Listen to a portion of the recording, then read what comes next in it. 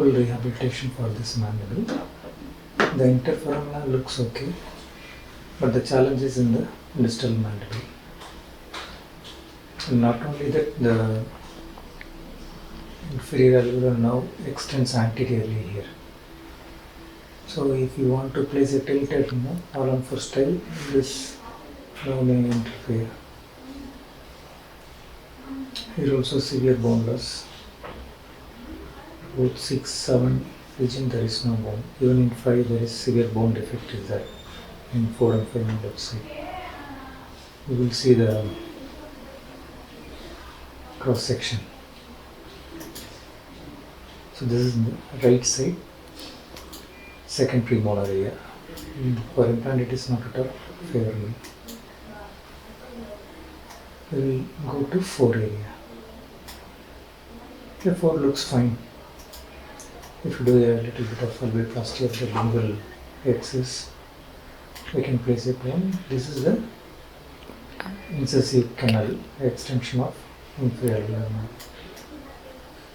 So you can go through the canal, but there is a risk of partial numbness. Risk is there always. If you want to tilt it from 5, the problem is you are entering the defect area. So you have to do a good alveoplasty in the 5 region. Then we can extend it anteriorly. The more you tilt mesially, the more you are safer from the mental foramen. You will see the 360 degree view.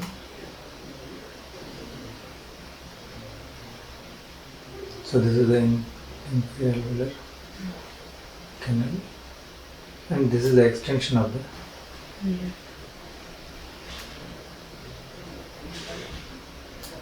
Okay, we will try tilting still more list easily. Okay. So this is similar to all of 4. We place one implant in the anterior.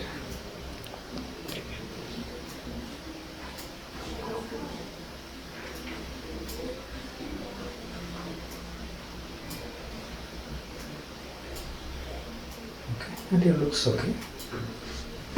The ridge crest is not favorable, but we will do a alveoplasty and we will make it flat, and we will place it 3.75.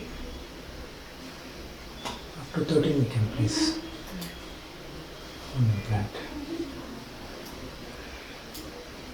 We place one more implant adjacent to midline. Fortunately, the bone is quite okay. 3.75 to 13 or long point we can place. And we will do implant tilted on the left side. We will see the 5 first. The 5 is not favorable. See the hourglass appearance. Hourglass appearance, most of the time it is not favorable. There is a mental foramen sitting here. We will come to 5. 5 also there is a severe bone defect is there. We have to do a lot of alveoplasty and we will tilt it mesially. More than right side, the left side now. This is the extension of inferior alveolar nerve. We may have to go through it. So the risk of partial paresthesia is there. We can see the extension of inferior foramen, the inferior alveolar nerve canal as incisive canal.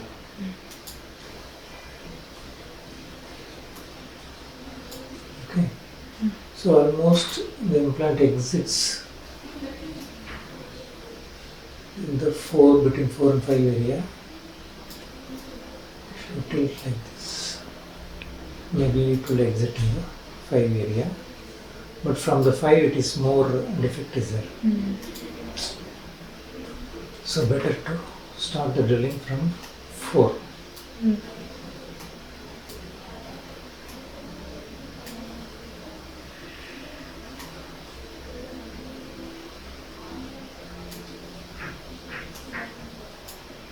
So left side is more tricky. We will see the 6 areas. 6 areas, it is not okay. There is a severe defect. This is the canal, right? If at all we place implant, we can place like this. 3.75 into 8 after we do some reshaping here. But it will be exposed to the defect area. It's a risky implant. Definitely we need a multiunit and a bar for this patient. We will try distal root of 6. Distal root of 6 looks more good. Okay. The thing is, you can place a 8 mm implant. Yeah, this is much better. Okay. This is a myloid ridge. Just below the myloid ridge we can place a short implant. This looks better. We will try.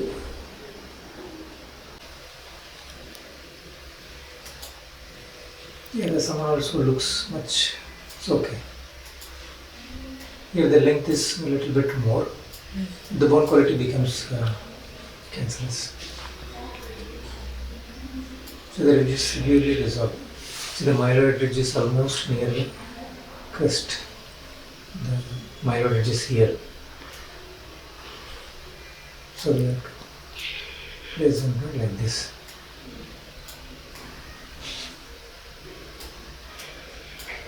Up 10 mm or 8 mm we can place.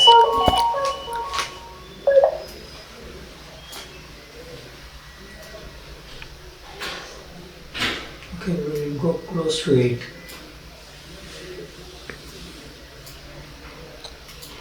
This is mesial to 8. Try a buccal cortical, looks more unfavorable. Very short implant. Okay, we will do it.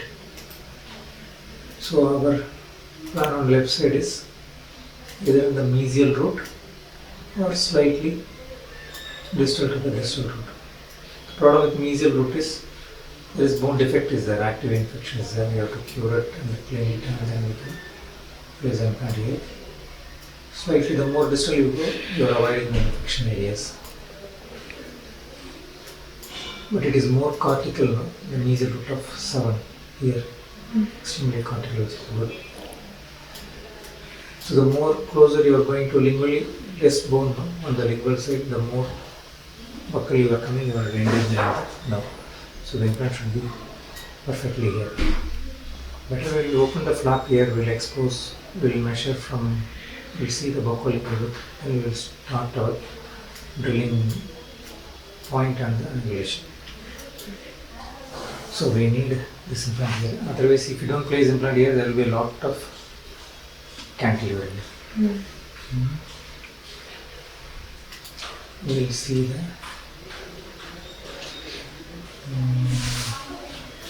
right side. This is mesial root.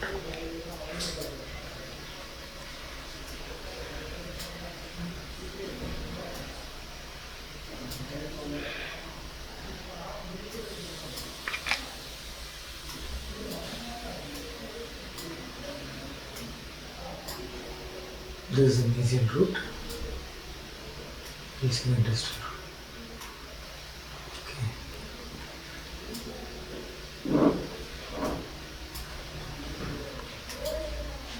So the mesial root, even if you do remove this infected bone, we can place a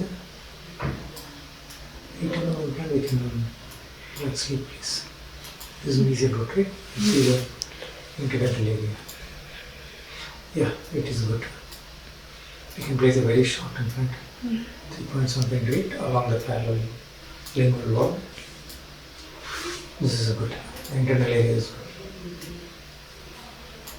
This is the distal root. Distal root is not very much favorable. You can place, but you have to place a basal design. We'll go to 7. No, 7 is not ideal, right? Even buccal cortical engagement, it is not ideal. So we will keep it as a interdental bone. This is quite okay. Yes. Either we can place intramedullary also. Okay. Or close to lingual wall. This is intramedullary area. So totally it becomes 7/6. We can convert this into 1/5 also. What we can do is we will remove this implant. And we will bring this almost in the canine area so that the crustal bone sits on it. Non-infected now. Better bone. And we are avoiding the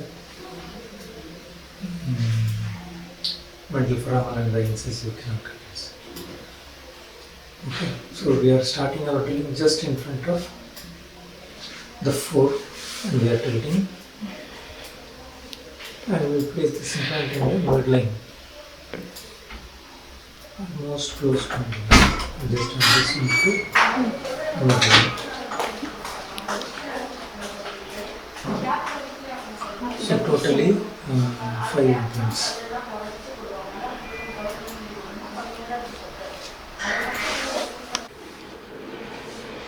So there is a patient smiling video.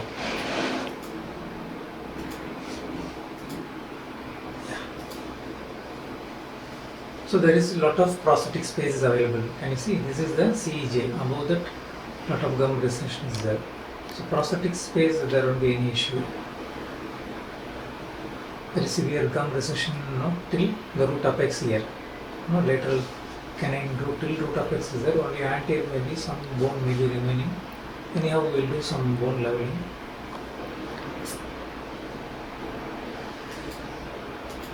So prosthetic space we don't have to worry. The regular reshaping, removal of poor quality alveolar bone, we will get the prosthetic space. We will see this section. Okay, so this is the panoramic view. This is the sinus.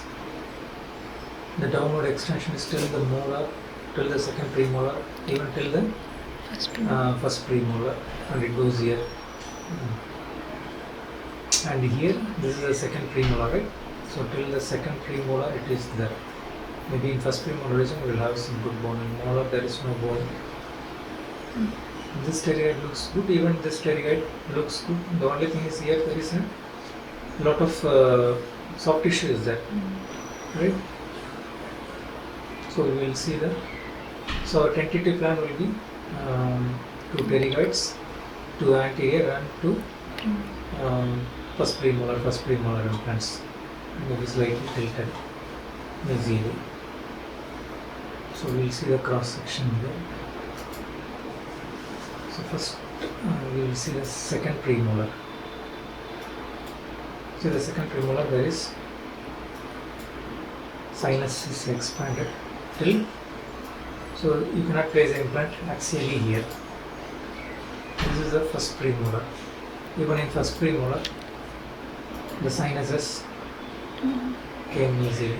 So you cannot place a good quality implant axially. Maybe from second premolar you can tilt. Even if you tilt at the end, you will be in the sinus, right? Some part of the implant will be in the sinus. So for that you have to tilt very much mesially or start the. We are already starting from first premolar. So either you have to tilt very much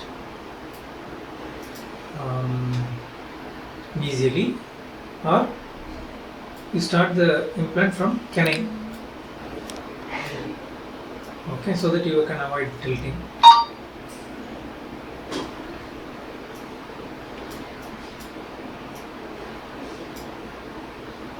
Okay. So that means if you see here, the sinus is expanded till the nasomaxillary buttress. So this is the buttress. If you see, there is a good bone here in the buttress on the left side. But here the sinus is expanded till the buttress. Here there is some triangular bone is there. So comparatively, right side is much worse. we will check the canine cross section first. Maxillary cross section. Okay. So this is a canine. Maybe this is the sinus. Okay. Just till the distal of canine it is. Okay, so if you place one implant in the canine, you cannot place implant in the 1-2 area. It is too tight. And not only that, the canal is much bigger. The nasopalatal canal is much bigger.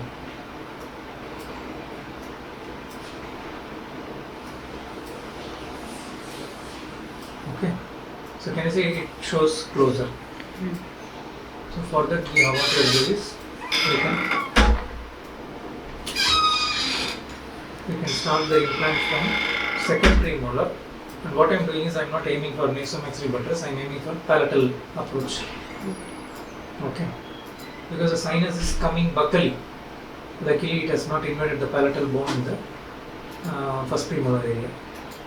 So in the first premolar area, if I go axial, I will enter the sinus, but if I tilt mesially and tilt palatally, I will not only avoid sinus, and I will give some space for the anterior implant. Okay. See how much big is the nasopalatine canal.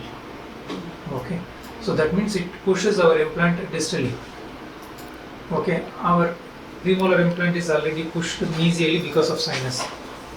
So if you see from this side the sinus is pushing us, from this side the nasopalatal canal is pushing us. So only within this segment we have to part 2 implants.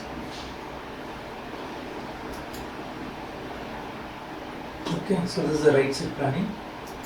Left side we will see the second premolar. This is second premolar, it is not ideal. Okay, the sinus has expanded. No. The palatal expansion happens later because the palatal bone is cortical. It won't resorb that much easier by rehabilitation. So from second premolar I am tilting easily also, not good bone. If I tilt very much I will get some good bone. Okay, so what I will do is I will start from first premolar. Okay. From first premolar we can go palatally or into the nasomaxillary buttress. You can see the target here. So this is the nose, this is the lateral corner, this is our target area. So we will start from first premolar and we target this area. Okay. And we will place one implant next to the canal. Okay. If you see, there is the inter-implant distance is safer on this side compared to right side, right? Okay. So anteriorly only 4 implants is enough, and we will place 2 pterygoid and we will give a screw retained titanium bar, and then we will construct the processes. If we are planning with single piece implant and cement retained process, how will you do? We have to place implant in the, even in first premolar we cannot place. So only in canine we can place one implant, and maybe in one area we can place 2-1. This is 2-5, we cannot place very short implant, so we will place in the 2-4. Okay. So 2-1, 2-2, 2-3, 2-4, 2-5, totally how many tooth? 5 tooth. So doctors try to place 5 implants, thinking that more number of implants will be success. But actually you cannot place more than 3 implants from 2-1 to 2-5. Even if you place axially, okay, even if you are placing one short implant in the 2-5 region, see, right? Even if you are placing a short implant in 2-5 region, and if you are placing in 2-1, 2-2 region, The moment you place one more implant, that becomes a tight one. You can see the axial section. So this is 2122, this is 23, this is 2425. Only 3 implants you can place. So trying to place no more than 3 implants, your implant will get closer to each other and it will lead to failure. And one more implant you will place in the pterygoid. So totally 3 implants and 1 pterygoid. So the problem is this becomes a long inter-implant distance. And not only that, this second premolar implant is not in good bone. Okay, so if you do welding, the long welding distance, it may lead to failure. Right? If you give a metal acrylic processes during removal, this weak implant may get a failure, and then we are in a very difficult situation to give process later. Then you may need a xylem or something. So these are the challenges with using single piece cement rating restorations or using welding or using metal acrylic. So giving a titanium bar helps to overcome these challenges. Even if the inter-implant distance is from canine to pterygoid, this will work. So anyhow, we will start our implant from first premolar, which is a decent location. Tilt mesially and palatally on the right side. Left side also, second premolar we are starting. And tilt mesially. And either palatally or towards the buttress area. Okay, if you go buccally, it is you are aiming for buttress. If you go palatally, you are aiming for nasal probe. If you tilt palatally, the implant length will be smaller, 15 mm. But if you tilt towards buccal, you can place up to 18 mm implant. Okay, this is the difference. The only implant remaining is the pterygoid. Okay.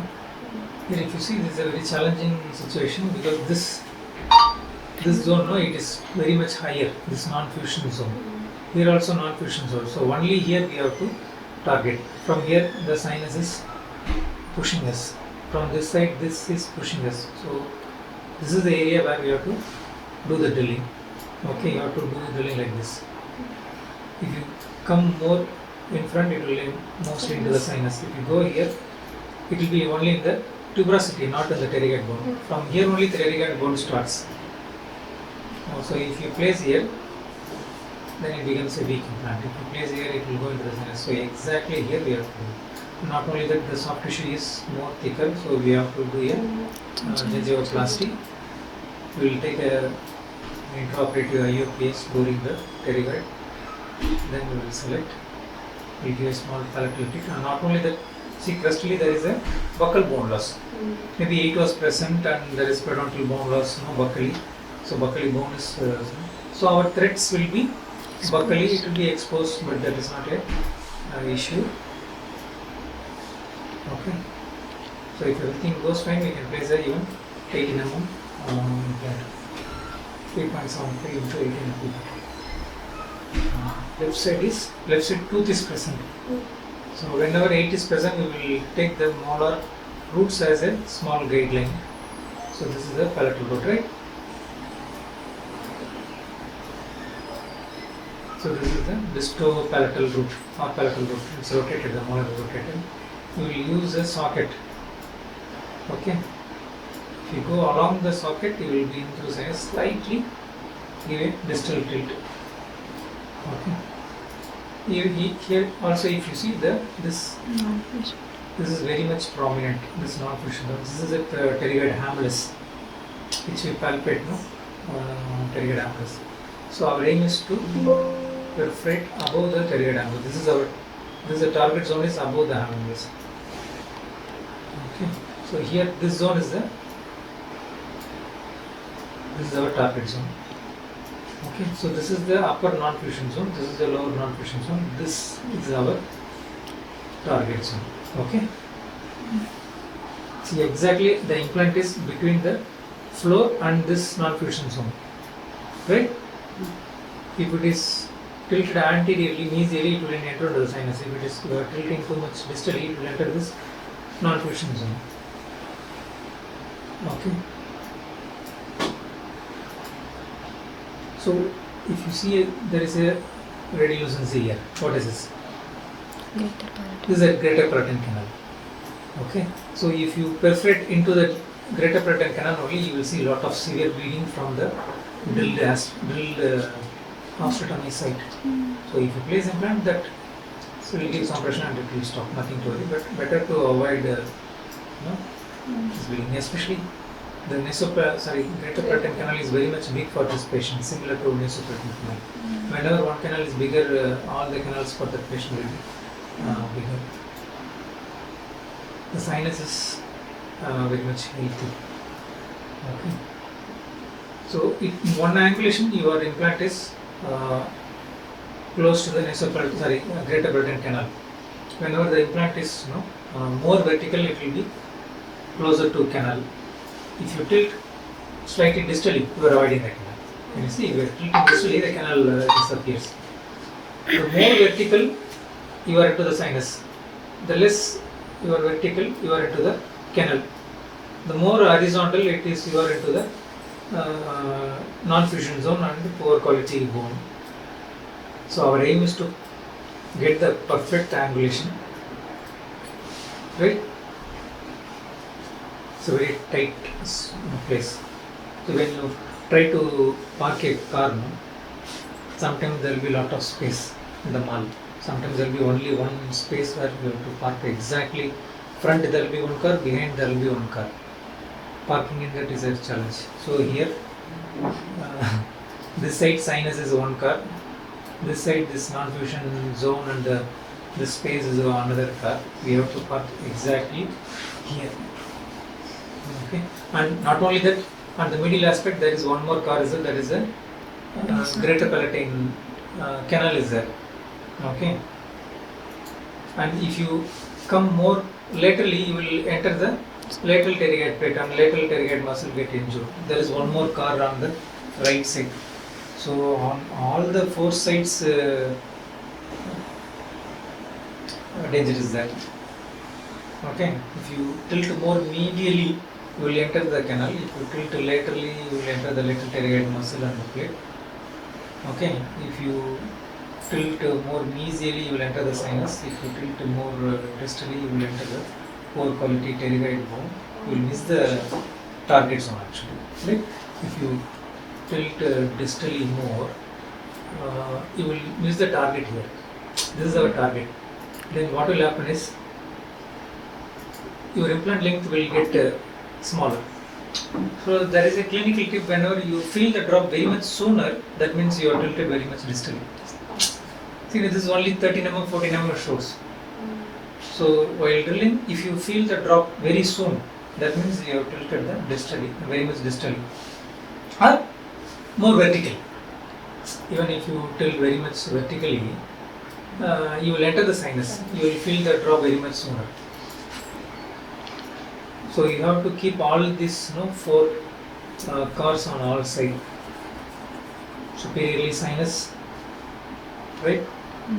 Medially greater palatine canal, laterally lateral pterygoid plate and muscle, and distally entering the poor car, missing the target. So all these challenges we have to avoid in single drill.